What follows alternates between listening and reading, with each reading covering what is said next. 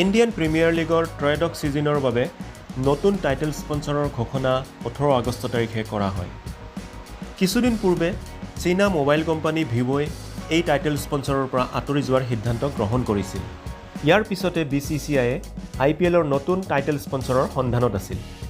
এইখিনিতে জনাওঁ যে IPLৰ চেয়াৰমেন ব্ৰিজেশ পাটেলে জানিবলৈ দিয়া মতে IPL 2020ৰ বাবে টাইটেল স্পন্সৰ DREAM11ক দিয়া হৈছে। DREAM11ক এই টাইটেল স্পন্সৰ 222 কোটি টকাৰ বিনিময়ত দিয়া হৈছে বুলি তেওঁ সদৰি কৰিছে।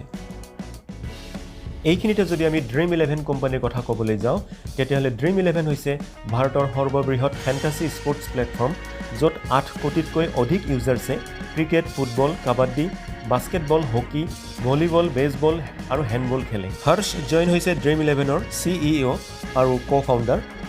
ইয়াৰ উপৰিও ভৱিত শেঠ হৈছে COO আৰু লগতে কো-ফাউণ্ডাৰ। 2008 চনত জন্ম হৈছিল DREAM11ৰ আৰু 2012 চনত লঞ্চ কৰা হৈছিল প্ৰিমিয়াম ফেণ্টাসি ক্ৰিকেট। 2014 চনত DREAM11ৰ ইউজাৰ্ছৰ সংখ্যা 1 লাখ অতিক্ৰম কৰে আৰু 2016 চনত ইউজাৰ্ছৰ সংখ্যা 13 লাখলৈ বৃদ্ধি পায়।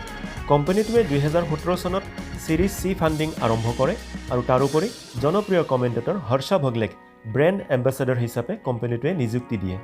2018 চনত DREAM11ৰ ইউজাৰ্ছৰ সংখ্যা 1.7 কোটিলৈ বৃদ্ধি পায়। ইয়াৰ উপৰি DREAM11এ ICC, PKL, FIH আৰু BBLৰ সৈতে পাৰ্টনাৰশ্বিপ আৰম্ভ কৰে। তাৰোপৰি একেটা বৰ্ষতে MS ধোনীক নতুন ব্ৰেণ্ড এম্বেচেডৰ হিচাপে নিযুক্তি দিয়ে। ইয়াৰ উপৰি 2018 চনতে ফেণ্টাসি হকী লঞ্চ কৰে। 2019 চনত DREAM11ৰ ইউজাৰ্ছৰ সংখ্যা 7 কোটিতকৈ অধিক হোৱাৰ লগতে IPL আৰু ICCৰ অফিচিয়েল গেম লঞ্চ কৰা হয়। ইয়াৰ উপৰি একেটা বৰ্ষতে ফেণ্টাসি ভলীবল লঞ্চ কৰা হয়। ইয়াৰ উপৰি 20 গৰাকীকৈ চেলিব্ৰিটি ক্ৰিকেটাৰক কোম্পানীটোৰ সৈতে ছাইন কৰায়। 2020 চনত DREAM11ৰ ইউজাৰ্ছৰ সংখ্যা 8 কোটিলৈ বৃদ্ধি পায় আৰু এইবাৰ IPL 2020ৰ টাইটেল স্পন্সৰশ্বিপো DREAM11ৰ হাতত।